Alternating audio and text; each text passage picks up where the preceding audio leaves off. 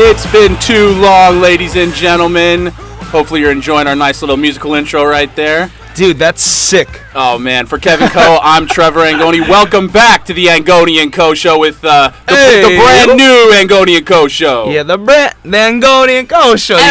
Forget about it. We're finally getting started with this new fall semester going down, right? Yeah, getting our new style up to speed, trying to, upgrade the broadcast. Hopefully everybody's enjoying. We're going to have, lots of fun little musical intros and outros, if you will.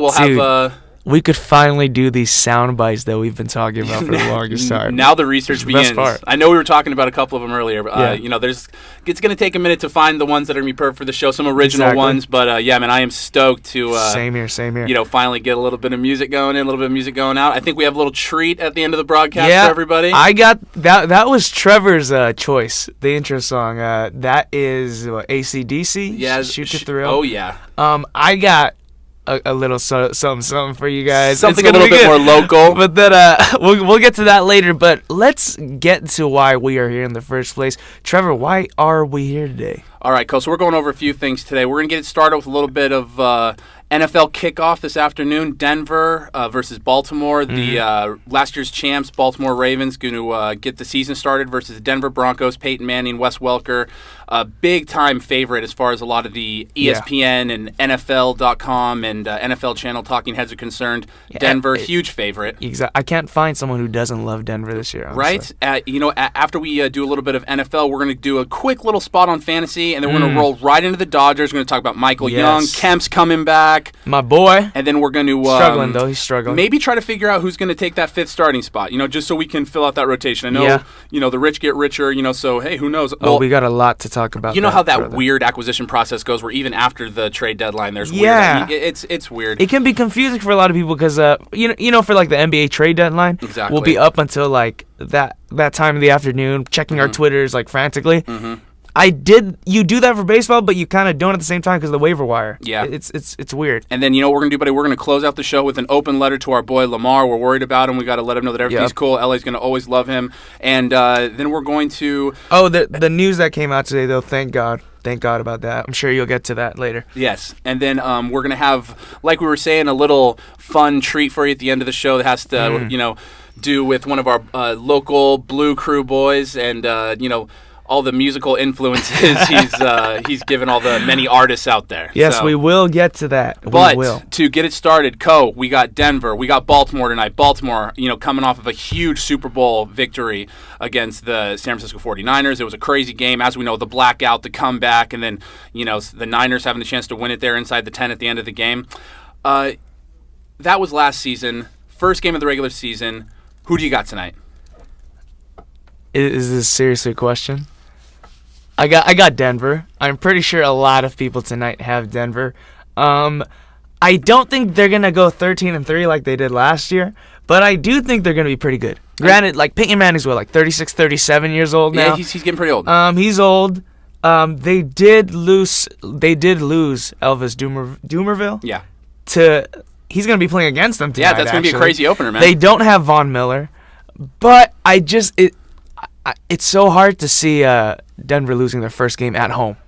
Yeah, no, I mean, it's like you said, it's hard to find anyone who's actually going with Baltimore, and that's so funny because Flacco just got paid. He's probably even making more than Peyton Manning at this point, but like always, Peyton Manning, top of the food chain when it comes to, QBs, him, Tom Brady, Drew Brees, so yeah, I'm probably right there with you with Denver.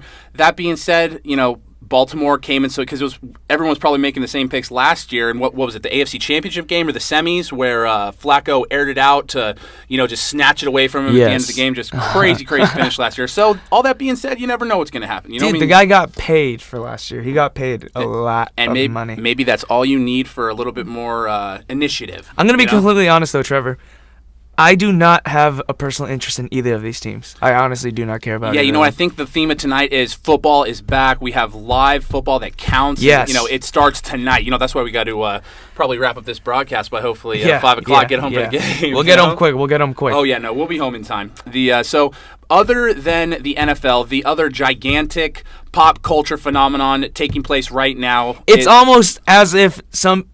I know a lot of people. I'm sure there's a lot of people who take this a lot more seriously than the actual. Probably it's going on sport. a decade strong. At least for me, we're talking fantasy football, folks. Mm-hmm. Co, you said you already drafted one team. I drafted 3 myself, but we know what we're gonna do. We're gonna go over who we think might be the stalwarts in leading us to fantasy championships this year. Okay. Co, with the team that you drafted the other day, give me a couple players you think might be able to carry your team to the championship. On this one particular team, I drafted for 2 hours last night, Trev.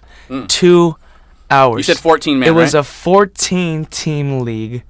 Only one person was on auto, so everyone was taking a lot of time on it. I managed with the 10th pick in the draft. I got Marshawn Lynch. 10th. Jeez. 10th. And I thought Arian was slipping in a lot of these drafts. Yeah, and then I had to wait a little bit more because I'm 10th out of 14th, and then I got Steven Jackson, who.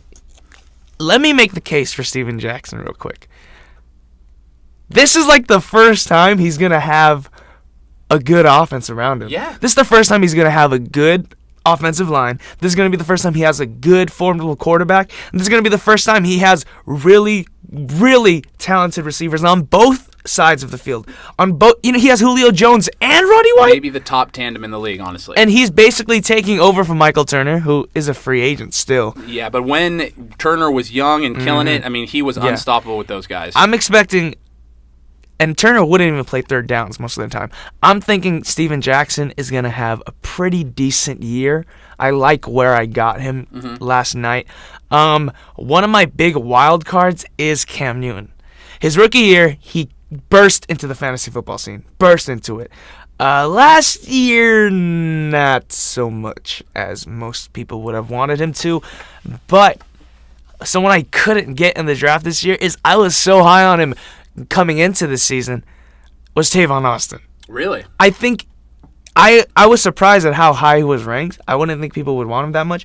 But Tavon Austin, in my opinion, made Geno Smith who he was in college, in West Virginia. You know what? You are definitely right about how surprising it was that Tavon Austin was ranked so high because, honestly, I picked up Chris Evans in one of my leagues, and I'm totally stoked on him. I think that, like you said, Tavon's just ranked so high. I mean, he's like that sexy rookie wide receiver pick, but after listening to a lot of these talking heads the last couple of weeks, the rookie wideouts, a lot of the time, except for the freaks like AJ and Calvin, they take a year usually to get it under him. Alshon Jeffrey last year, big touter rookie, didn't really do anything. It might be a credit to the fact that there's no really this last draft.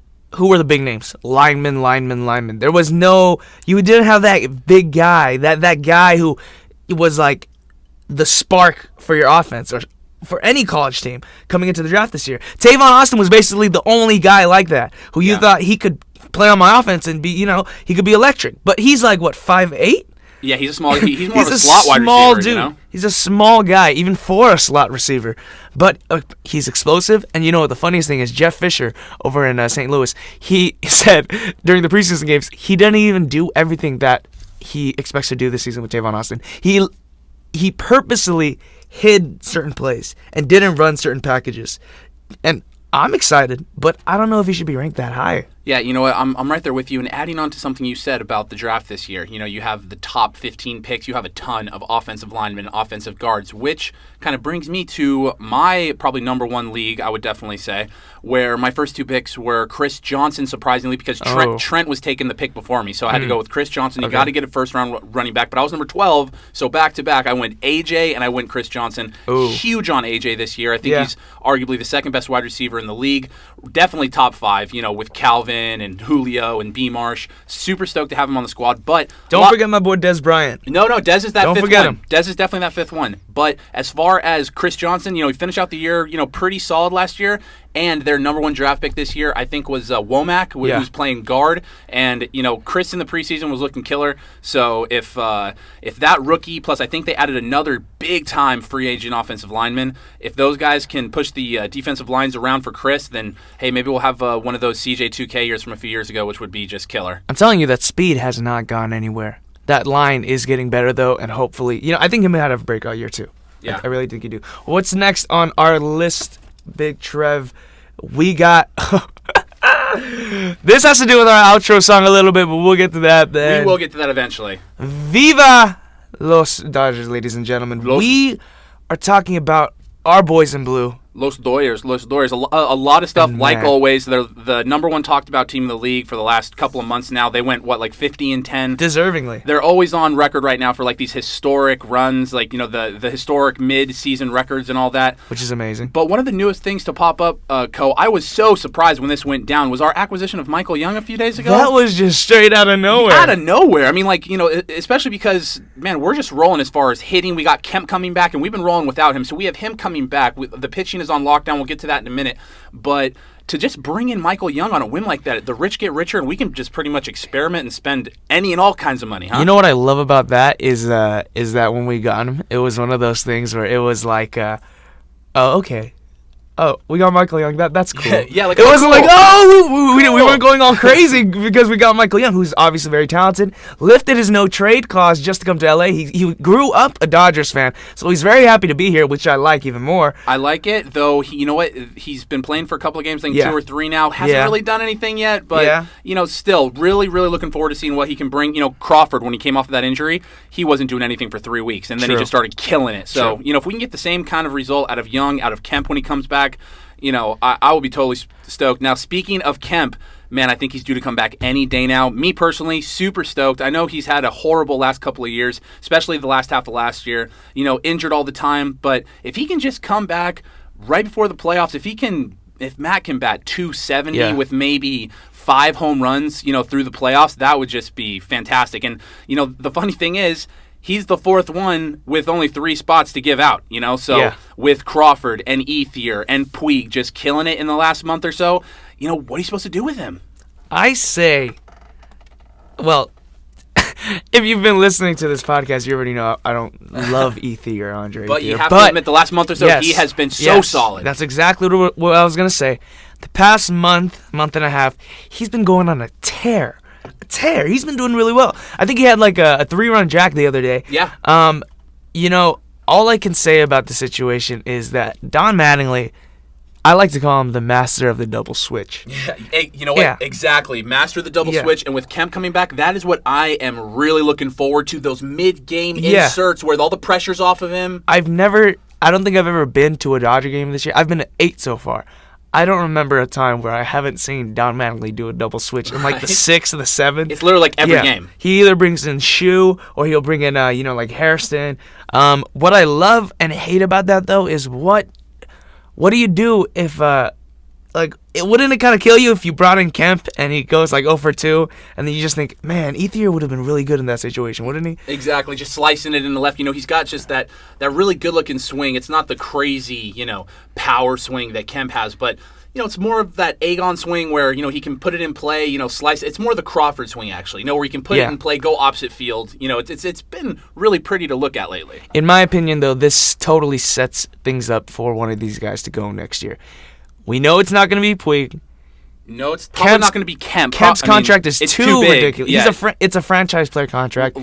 It's either Crawford or Ethier. Like we've been saying all year, Crawford or Ethier. You got 4 awesome outfielders. You can only really, field 3 of them, So, let's cross that bridge when we get there. As we've also said all season, it seems like as soon as somebody comes back, somebody else goes out with more injuries. So, I think we just got to sit on them for a minute. And when we go an entire season having to try to fit 4 of those guys into a 3-man outfield, then let's seriously start to talk about maybe moving one of them. Quick question. If you had to play someone who would you play if you were Don Mattingly at 2nd and 3rd? The biggest question is, can't we teach one of these guys to play third base? Because, Uribe, he can do, he can be serviceable from time to time. Contract year, though. He's done after this year. He's done. Exactly. So, are you telling me that out of all these skilled outfielders that, can play center field, Kemp plays center, Puig plays center, Ethier plays center, which means all 3 of them can play every position in the outfield? Yeah. You tell me out of all 3 of those guys, not one of them can play third base? It wouldn't surprise me if Ethier learned how to play third base.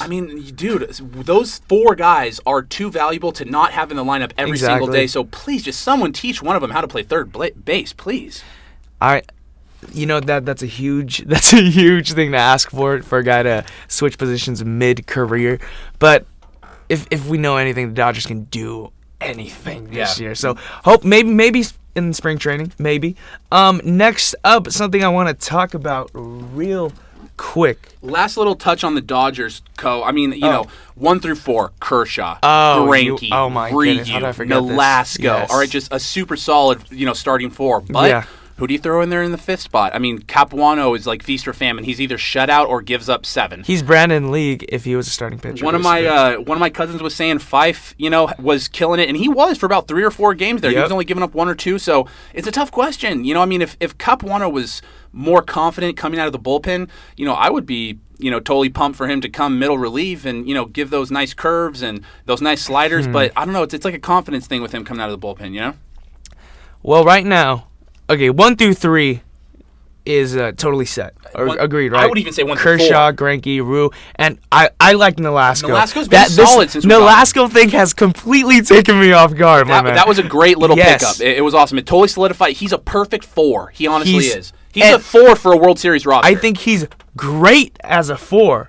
I think he could arguably be a 3 the way he's been pitching for the Dodgers. Totally. Him and Reeves could even be totally a 2. swappable. He could be a 2 in some teams the way he's been pitching. For most teams, yeah. It looks like it's between Chris Capuano and Edison Volquez. Is that what it is? Yeah, you're saying that's the new one, right? Yeah, we picked him up.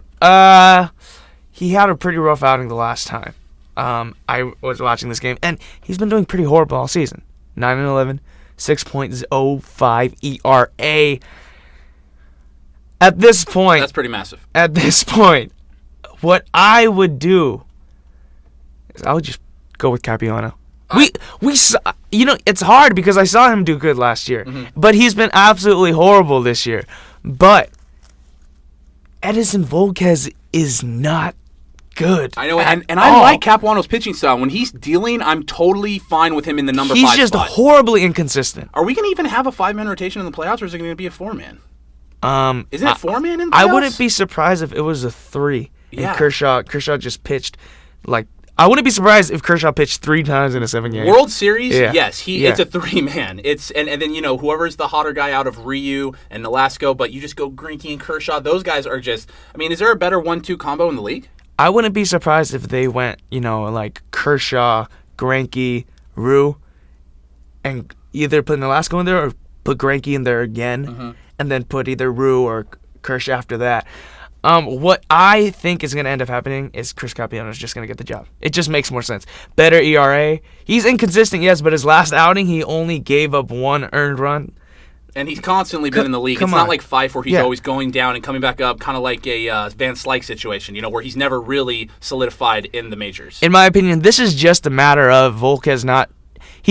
I don't mind competition, but he just hasn't done enough throughout the year to win over the job. Same kind of thing with League and Marmol. It's almost like, a lot of the pitchers are an experiment, but they know who their solid guys are. Paco Rodriguez, love Paco Rodriguez. Love Paco. I would much rather have a Marmol over League, though. I think League is just, it's embarrassing what's happening with Brandon League. I'm just glad that Belisario and Kenley have just dominated this year compared to last year, because last year they were both liabilities. Exactly. And we got the beard, blue beard. Man, and can I just get this out of the way? It was really hard for me to cheer for the guy at first, but after a while, seeing how much he hates the Giants now, it's really funny. He refers to them as the team up north. He doesn't call them the Giants, which is really funny. I've become more accustomed to him, but he doesn't. I mean, every time he does that little cross thing, the X, it reminds you of the Giants. It's just like. I don't mind it, but can Mattingly leave him in for more than less than 1 batter? I feel like the last 3 times he's brought him in, there's been a 1-1 count on some guy. He brings in Wilson, punches the guy out end of the inning, and then he goes with Jansen the next inning. The little tiny flashes we've seen have looked good, but I just honestly feel like he hasn't been given near the load to be able to judge him at this point. I think ideally what you want Brian Wilson to be is like a guy to get 1 or 2 batters out, get someone out of a jam. Because what we have going right now is perfectly fine. We got Jansen. The setup guy is either Belisario or Paco. I love Paco. Yeah, I love him. I love his left-handed little broken slider. It's fantastic. It's great. He's got like a 1.8 ERA right now. And when Marmol, he's been struggling this year, I know, but when Carlos Marmol has been on in his career, man, he's been on. He's a former closer. Yeah. I think he could pitch the 7th. I don't mind. You have 3 legitimate guys in Belisario, Paco, and Marmol who you could switch around. And if you can add Brian Wilson into that mix, why not? Yeah. Why not? Give the guy some touches, I mean, you're not going to know how far you can press him unless you give him the touches. And you've been seeing him here and there, in situations where... And he's looked good here and there. It hasn't been like the most important situations. It's either if the Dodgers are getting blown out or if the Dodgers are blowing someone out. Exactly. Or if there's like a comfortable lead. But he's been doing fairly well, in my opinion. Mm-hmm. Exactly. Totally agree. Now to one of our last little segments, we're gonna talk about a couple little Laker pieces of Laker right here. The first thing is an open letter to Lamar. Yes. Lamar, our boy, we love him. Yes. He helped us win 2 championships. He's been going through a lot of stuff lately. Actually, honestly, for the last 2 years. The crazy trade situation goes down where, him and Power are supposed to be traded for Chris Paul. And he took it very hard. It gets vetoed. He goes back to Kupchak and said, you know what, I need to get out of here anyways. I'm not going to, be traded and then, stick around after the fact. So we give him up to Dallas. He gets run out of Dallas for bad work ethic and not getting along with the teammates. Exactly. Goes to the Clippers. Has a pretty good year with the Clippers. And then right after the season, you got all of this crazy stuff with his mistress and all of the drug rumors and, multiple different types of drug rumors. So crack cocaine. And I think, I heard it a couple days ago. It might have been isolated more so to just cocaine, which, honestly, they're both hard drugs. There's not that big of a difference. Yeah. But I was surprised he was doing crack cocaine instead of cocaine, though. Yeah, that's right? why I think it got cleared up a little bit. I think it might have been blown a little bit out of proportion, even though he is going through some hard times right now. Magic Johnson, Phil Jackson, Kobe, ex-teammates, they've all reached out on Twitter and, whatnot to try to make sure he's okay. And, all the Laker fans right there, the same thing. We just hope everything goes okay, especially with his health. Like a month ago, we were all stoked that he was going to maybe get re-signed, Exactly. with the whole getting the band back together roster, not to say that it's 100% impossible at this point, but honestly, we just want our boy to get, healthy and get his mind right and get his life back on track. And then once his life's all straightened out, then maybe, we can look to getting him inserted back into the league. Farmar actually came out the other day in an article by Dave McMenamin of ESPN LA. He actually stated that he reached out to Lamar, and Lamar never got back to him. Yeah. So he's saying this is probably a really serious thing that's going on with Lamar. Something, actually, I have my own little side on the side. I do another podcast just, by myself. I've been doing it for like the past year. But then I talked about the Lamar situation, and I talked about when he got that DUI, because I did this last week. It was Friday, and he got a DUI at 5 o'clock in the morning on Friday. It was either the 110 or the 101. He was driving all crazy. I said that was one of the best things that could happen to him. I hated the action. I hated the fact that he was driving under the influence of whatever he was under, could have been alcohol, could have been drugs, could have been anything. But I thought the outcome was good. No one got hurt, and he would have to finally confront. He would have to face his problems because he's gonna have to go to court. He had federal authorities, inspect him, do all that, test him and everything, or threaten to chemically test him, which he refused. Today it came out he checked into rehab. Oh wow. Yeah, it came out that he checked into rehab. I had a feeling that was going to happen when I started hearing everything yesterday, where you didn't hear about him. Usually there's that calm before the storm where they finally jump back into a rehab process. And so hopefully this story, could end on a bright note if Lamar could stay true in his rehab process, and then we've heard crazier stories. There's been the Birdman. There's always these guys that grow up in crazy circumstances that make great comebacks. What's his name from the Rangers who now plays with the Angels? Josh Hamilton. Yeah, exactly. So hopefully Lamar's just going to be the next guy in that lineage to get his life back on track and hopefully finish on a positive note. Hey man, if a guy can go in 1 year from being a guy who has child pornography on his computer to being an NBA champion and Birdman, then I think Lamar can probably pull it off. Because what he's doing, he's not doing anything against other people. He's doing everything internally. All the problems he has is just within himself. It's just drug addiction. It's a scary thing. And the scarier thing is, he used to be he was labeled as one of the weed guys of the NBA, right? Yeah. Just like Michael Beasley, who just got kicked off of Phoenix. Yeah. And some Laker rumors the Lakers have been wanting him for a long time. He can do well here. I think he could do well in Denver for obvious reasons. Yeah. I wouldn't mind having him here. I think he's just a guy who's never had the work ethic, but man, can he score. Yeah. Man, can he score. And we've been looking for stuff like that. Now, to close out this Lakers segment, there's been a couple of odd acquisitions the last couple of days, huh? It just came out a couple, half an hour, maybe an hour ago. The Lakers signed Xavier Henry, He's a Shooting guard. Yeah. Point guard. Point shoot. More Okay. of a point guard who likes to score. Okay. But not really big news. Maybe he could turn out better than Steve Blake. But besides that, it's Jordan Farmer. I think Jordan Farmer is going to be that backup for Steve Nash. And when you're backing up Steve Nash, you're gonna play a lot of minutes. Yeah. A lot of minutes. Yeah.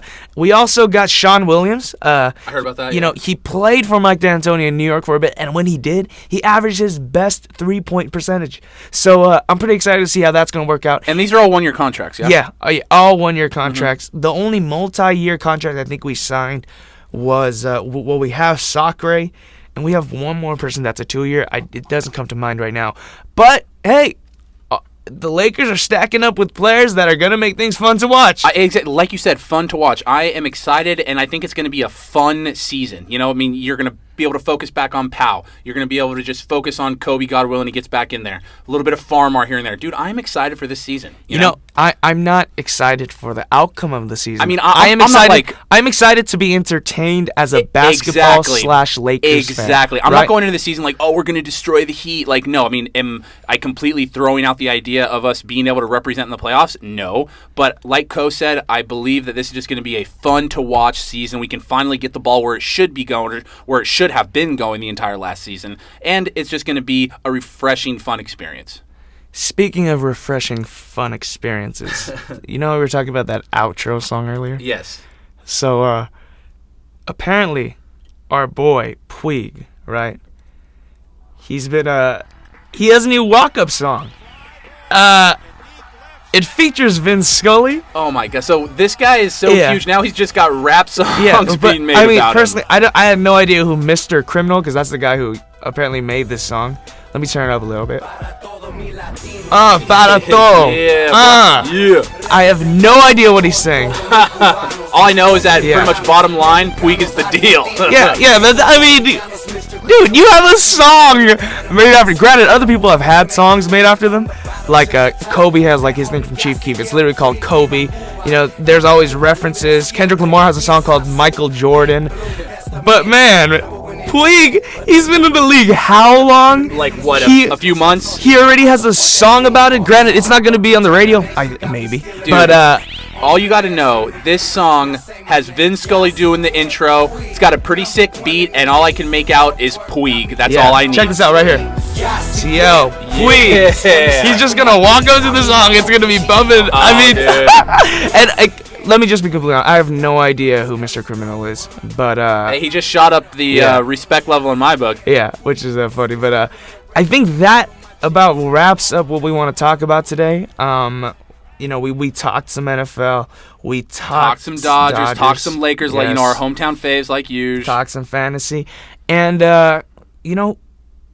now that we're finally settled in this studio, now that we finally got the soundboard thing going, I'm really looking forward to this upcoming year. I really am. It's going to be awesome, man. It's going to be a great fall semester, absolutely. Yes, very much. Oh, just a little note, SMC Corsairs start their season this Saturday at 1 o'clock in Mount San Jacinto, I believe. We will definitely bring you up to speed with that. Hopefully this upcoming Monday, let you know how the Corsairs get started with their attempt at a three-peat. Hey, man, we're going to be more involved in the football program over here at SMC. We'll definitely bring you all the updates. We have a lot of good players this year.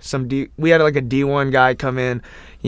Hey, SMC, home of Steve Smith of the Carolina Panthers. Chad Johnson. Home of Isaac Bruce, too. Jeez. We got people here. That's the biggest one right there, Steve Smith, baby. Just like Yasiel Isaac Bruce, rather. That's huge. That's big time.